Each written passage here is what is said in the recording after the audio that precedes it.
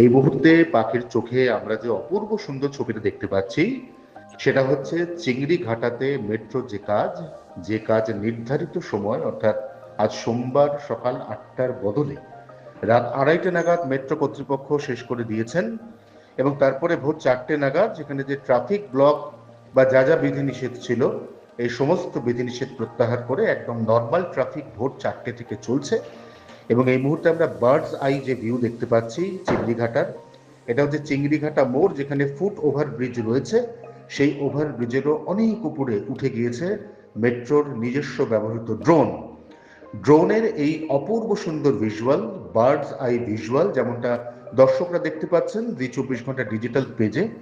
সেখানে একদম পরিষ্কার বোঝা যাচ্ছে যে রাস্তার এ প্রান্ত থেকে ও প্রান্ত অর্থাৎ সব মিলিয়ে 356 মিটার, যার অর্ধেকটা শেষ হয়ে গিয়েছিল গত সপ্তাহের রবিবার মধ্যরাতে, আর বাকিটা শেষ হয়ে গেল এই সপ্তাহে গতকাল যে রবিবার তার প্রায় শেষ রাতে।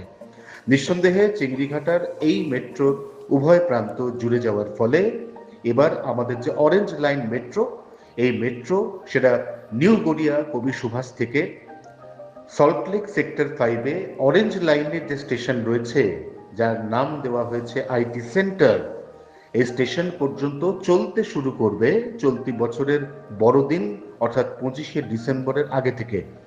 খুব দ্রুততার সঙ্গে পরবর্তী যে station Chingrighata metro station Gour Kishore Ghosh, এই গৌর কিশোর ঘোষ পর্যন্ত মেট্রো সংযুক্তিকরণ ঘটবে, আর বাকি পথটা এমনিতেই তৈরি আছে।